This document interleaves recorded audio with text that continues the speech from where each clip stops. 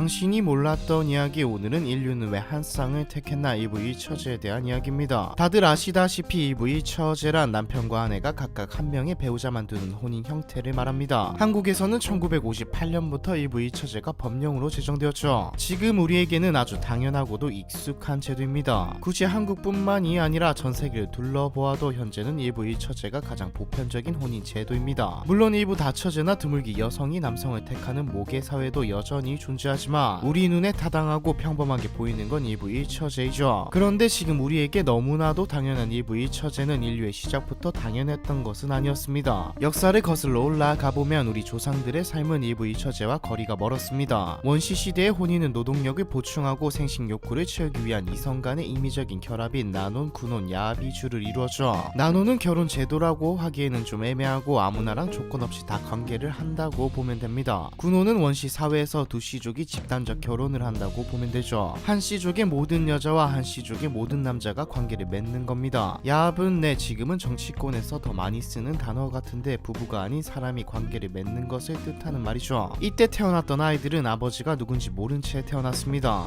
한 명의 여자와 이 사람 저 사람 돌아가면서 하고 누구랑 언제 했는지도 정확하지 않으니 당연한 것이죠. 좀 더 시간이 흘러서야 생부를 알 수 있는 대우혼으로 이어졌습니다. 대우혼은 지금 EV 처제와 비슷하면서도 다르죠. 한 명의 남자와 한 명의 여자가 혼인을 하기는 하지만 이게 영원한 약속이 아니고 주기가 짧기에 결론적으로 보면 여러 명의 이성과 관계를 맺게 됩니다. 현대의 연애라고 보면 되겠네요. 이때까지만 해도 인류는 모계 사회였습니다. 시간은 흘러 인류는 부계 사회로 넘어가기 시작하죠. 모계에서 부계 사회로 넘어가는 과도적인 단계에서는 남자 쪽에 의해 강제로 행해지는 겁탈혼이나 약탈혼이 나타나기 시작했습니다. 동시에 부계 사회로 넘어오면서 인류에게 EV 처제가 나타나기 시작했죠. 여자가 남자의 성을 따르기 시작한 것도 이때부터이고요. 하지만 EV 처제가 나타났다는 것이지 정착하지는 않았습니다. 부와 사회적 지위에 따라 남자가 여러 여자를 거느릴 수 있는 일부 다처제가 유행했죠. 그도 그럴 게 압도적인 남성 중심 사회가 펼쳐졌으니까요. 남자 입장에서, 그것도 힘있는 남자 입장에서는 일부 다처제를 마다할 이유가 없었습니다. 일부 다처제는 근대까지만 해도 쉽게 찾아볼 수 있었고 앞에서 말했듯이 지금도 찾아볼 수 있죠. 한국에서도 20세기 중반까지 공공연하게 첩을 두며 한 집에서 여러 여자를 거느린 채 일부 다처제로 살아가던 사람들이 꽤 많았습니다. 즉 지금은 좀 낯설거나 구시대적으로 느껴지는 일부 다처제가 사실은 EV 처제의 역사보다 오래된 것이자 우리가 당연하다고 느껴지는 EV 처제는 얼마 안 된 제도라는 말이죠. 동물들을 살펴보면 사실 인간이 EV 처제를 선택한 게 놀라울 정도입니다. 약 5,000종의 포유류 중 EV 처제를 채택한 동물은 비버와 수달, 여우, 일부 박쥐를 포함해 3에서 5%에 불과하거든요. 그럼 95%의 동물은 미개에서 난잡하게 살아가는 걸까요? 아닙니다. 사실 EV 처제 자체가 자연의 본능과는 거리가 좀 먼 방식이죠. 동물 세계에서 대부분의 수컷은 자신의 유전자를 가능한 널리 퍼뜨리는 것을 목표로 합니다. 힘이 강할수록 그 집단에서 파워를 가질수록 유전자를 널리 퍼뜨릴 수 있죠. 암컷도 마찬가지입니다. 건강한 새끼를 낳기 위해 그룹의 최상위 포식자, 한마디로 건강하고 똑똑한 수컷을 선택하죠. 인간도 동물입니다. 인간 남성 역시 자신의 유전자를 퍼뜨리고 싶어하는 본능을 가지고 있고 인간 여성도 자신을 지켜줄 수 있는 힘이 세거나 똑똑한 혹은 돈이 많은 남자에게 끌리죠. 그런데 인간은 왜 어쩌다가 EV 처제에 정착하게 된 걸까요? 여기에는 여러가지 가설이 존재합니다. 가장 유명한 추측은 미숙아 양육설이죠. 소나 말 같은 대부분의 포유류 새끼들은 낳자마자 걸어다닐 만큼 꽤 성장한 상태로 태어납니다. 하지만 인간은 어떤가요? 걸음마를 떼는 데에만 빨라야 11개월, 늦으면 18개월이 걸리죠. 인간은 비교적 미숙아를 낳기 때문에 훨씬 더 오랜 기간 동안 적극적인 양육이 필요합니다. 오랜 기간 양육이 필요하다는 건 그만큼 위험에 노출되는 시간도 길다는 의미죠. 이 생존 확률을 높이기 위해 자연스럽게 EV 처제가 정착되었다는 것이 미숙아 양육설입니다. 이 가설이 뒷받침해주는 증거가 바로 조류입니다. 조류는 90%가 EV 처제를 채택하고 있죠. 새들은 둥지를 틀어 오랜 시간 품고 있어야 하는 알을 낳기 때문에 인간과 마찬가지로 비교적 오랜 기간 양육이 필요합니다. 또한 새끼가 태어난 후에도 스스로 날 수 있을 때까지 먹이를 물어다 줘야 하죠. 이 일은 암컷 혼자 해내는 게 불가능하기 때문에 암수가 같이 협력하게 되고 자연스레 EV 처제로서 새끼를 양육하는 데 집중하게 되는 겁니다. 양육 이전에도 인간은 8에서 10개월 동안 임신한 상태로 있어야죠. 한마디로 남자 입장에서도 여자 입장에서도 유전자를 퍼뜨리고 태어난 새끼를 안전하게 기르는데 EV 처제가 더 효율적이다라는 말입니다. 또 다른 가설은 EV 처제가 유아 사례를 막기 위한 제도라는 설입니다. 2013년 7월 미국 국립과학 아카데미 회보에 실린 EV 처제 연구에 연구에 따르면 수컷이 자신의 새끼가 다른 수컷에게 살해되는 일을 막기 위해 AV 처제를 택했다는 글이 실려있죠. 수컷의 입장에서는 자신의 유전적 혈통을 가진 새끼가 또다시 자손을 번식하려면 안전하게 지켜야 하는데, 다른 수컷의 입장에서 보면 남의 새끼를 죽이고 암컷의 양육기간을 줄여야 이 암컷이 자신의 유전자를 가진 새끼를 가질 수 있는 시기를 앞당길 수 있습니다. 그러니 수컷 입장에서는 여러 암컷을 거느린 채 돌아다니다가 새끼들이 죽어나가는 것보다 한 암컷에 정착하여 자신의 새끼를 지키는 게 자손 번식에 훨씬 유리하다는 것이죠. 그런데 미국 사이언스지에 실린 또 다른 연구는 이 연구와 상반된 결과를 보여줍니다. 영국 케임브리지대 디터 루카스 교수와 팀 클루턴 브록 교수는 2,500종 이상의 포유류를 연구했지만 유아 사례와 AV 처제 간 상관관계를 찾지 못했다고 밝혔죠. 대신에 독립생활을 유지하던 동물들이 AV 처제로 전략을 바꾸는 61건의 경우를 발견했고, 이 변화가 일어날 때 그 동물의 환경에 어떤 변화가 있었는지를 모두 조사했습니다. 그 결과 연구팀은 AV 처제를 부동산에 비유하면서 AV 처제는 암컷이 서로 멀리 떨어져 살고 있는 습성을 가진 종에서 생겨난 것이라고 설명했죠. 이게 무슨 뜻일까요? 만약 어떤 종의 암컷들이 가까운데 모여있지 않고 드문드문 떨어져 있다면, 예를 들어 한 명은 제주도에 사는데 한 명은 서울에 살고 있다면, 이럴 경우 수컷은 한 번에 한 명 이상과 관계를 맺기가 힘듭니다. 거리가 너무 멀어서 쉽사리 경쟁 수컷을 막아낼 수 없으니까요. 어찌저찌 제주도와 서울에 사는 암컷을 모두 차지했다고 해도 둘이 동시에 관리하긴 힘드니 시간이 흐르면 다른 수컷에게 뺏길 가능성도 큽니다. 몸이 멀어지면 마음도 멀어진다, 뭐 이거죠. 이런 경우 수컷들은 여러 명의 암컷에게 유전자를 뿌리는 대신 가까이 있는 암컷 하나와만 긴밀한 배신하지 않는 관계를 맺게 되고요. 이 밖에도 성병의 확산을 막기 위해 AV 처지에 정착했다는 가설도 존재합니다. 인간이 저밀도로 흩어져 살던 수렵 사회에서는 침팬지처럼 난교 생활을 해도 성병이 크게 확산되지 않았습니다. 하지만 농경 사회가 시작되고 인류가 한 지역에 정착하며 살게 되면서 사회 규모가 커지고 집단 간 접촉이 늘게 되면서 성병 또한 급속도로 확산되었죠. 지금이야 대부분의 성병이 치료가 가능하지만 당시는 말 그대로 죽을 병이자 자손을 퍼뜨리는데 치명적인 역할을 하는 병이었으니까요. 착한 남자 가설이라는 흥미로운 가설도 존재합니다. 보통 암컷은 싸움에서 이기는 강한 수컷을 택하기 마련입니다. 그래야만 더 건강한 새끼를 낳을 수 있을 테니까요. 그런데 시간이 흐르면서 자기들끼리 치고받고 싸우며 경쟁하는데 힘을 쓰는 수컷 대신 힘은 좀 약해도 암컷을 위해 헌신할 수 있는 하위 서열의 수컷, 즉 착한 남자를 선택하는 암컷들이 늘어나게 되면서 AV 처제가 자리 잡게 되었다는 주장이 있습니다. 이 주장에 따르면 암컷 입장에서는 착한 남자가 자신에게는 물론 새끼를 양육하는 데도 도움이 되기 때문에 힘센 수컷보다 착하고 가정적인 수컷을 선택하게 되었다는 것이죠. 여성이 착한 남자로부터 헌신이라는 보상을 받는다면 착한 남자는 뭘 얻을 수 있어서 AV 처제를 택하는 걸까요? 대표적인 보상은 바로 정절입니다. 착한 남자 가설에 따르면 여성은 착한 남성에게 정절이라는 보상을 제공하면서 AV 처제를 확고히 하였다고 하죠. 이게 사실인지 DNA 분석을 통하여 동물과 인간의 정절 수준을 평가해 보았는데 재밌는 결과가 나왔습니다. 부부금슬이 좋은 것으로 잘못 알려진 원앙 암컷의 새끼 중에는 무려 40%가 남편이 아닌 다른 수컷의 새끼로 밝혀졌죠. AV처의 상징인 고니 역시 부계를 조사한 결과 6마리 중 1마리 정도가 다른 수컷의 새끼임이 밝혀졌습니다. 90% 이상 AV 처제를 고집하고 있는 조류마저 평균 10% 정도는 부성이 불일치하죠. 수컷 조류들이 자기 암컷에게 접근하는 수컷을 좀처럼 허용하지 않는데도 불구하고 이런 수치가 나왔다는 건 상당히 놀랄만한 일입니다. 그럼 인간은 어떨까요? Y 염색체를 조사해 친자 여부를 확인하는 최근 연구에 의하면 인간의 부성 불일치율은 1%에 지나지 않는다는 연구 결과가 속속 발표되고 있습니다. 이 수치만 보면 적어도 지구에서는 인간이 AV 처제를 가장 잘 지키고 있다는 말이죠. 물론 평범한 인간들도 100명 중 1명은 부성이 일치하지 않는다는 사실이 좀 놀랍긴 합니다. 한국에는 약 1,400만 가구가 자녀와 함께 생활하는 가구인데 단순 통계로 계산해보면 부성 불일치 자녀가 대략 14만 명 정도 된다고 추산할 수 있죠. 이걸 전 세계로 확장시키면 부성 불일치 인구가 수천만 명이나 되는 겁니다. 거기다 이건 유전적 부성 불일치이지 외도를 하지 않는다는 말은 아니죠. 인간은 다양하고 효과 좋은 피임 도구가 많으니까요. 하지만 그럼에도 불구하고 AV 처제를 택하고 있는 동물 중에서 그래도 인간만이 유전적 AV 처제를 가장 잘 지키고 있으니 다행이라고 해야 할까요? 어떤 하나의 현상에는 항상 여러 이유가 존재합니다. 인간이 AV 처제를 선택한 이유는 지금 말한 가설들 플러스 더 많은 이유가 있죠. AV 처제는 경제와도 큰 연관이 있습니다. 자본주의가 퍼지고 산업혁명이 일어나고 재산이라는 게 일반인들까지 후대에 물려줄 수 있을 정도로 축적할 수 있게 되면서 AV 처제는 재산 상속에 있어서 가장 효율적인 방식으로 채택되었죠. 그리고 출산율을 비교해봐도 일부 다처제보다는 AV 처제가 더 많은 자손을 낳습니다. 지금이야 뭐 결혼도 결혼도 안 하고 결혼해도 아이를 안 낳는다고 하지만 과거에는 달랐죠. 한 집에서 9남매 10남매도 있던 시절 일부 다처제의 집에서는 그렇게 많은 아이를 낳지 않았습니다. 해봤자 첫당 한두 명이었죠. 여자 한 명당 자녀 생산 숫자가 낮다는 말입니다. 일부 다처제의 집의 경우 재산상으로 여유가 된다면 아이가 아니라 첩을 더 늘리는 경향도 있죠. 심지어 유전적 다양성 확보 측면에서도 일부 1처제가 더 유리합니다. 일부 다처제의 경우 능력이 떨어지는 남자는 배우자를 구하기 힘들어지면서 사회 갈등도 야기되겠죠. 결론적으로 자연의 본능과는 위배되지만 시대 기술 공동체가 발전하면서 더 효율적이고 안전한 번식 방법으로 인류가 택한 게 일부 1처제인 겁니다. 대신 단점도 확실하죠. 외도 분류는 본능과도 연관되어 있기 때문에 쉽사리 막아지는 게 아닙니다. 하지만 이 리스크를 감안하고서라도 일부 1처제는 현대를 살아가는 인류에게 가장 적합하고 효율적인 번식 방법인 것이기에 유지되고 있는 것이죠. 조만간의 불륜에 대해서도 한번 다루어 보도록 하죠. 인간은 왜 한 쌍을 택했나 일부 1처제에 대한 이야기, 이번 편은 여기까지입니다.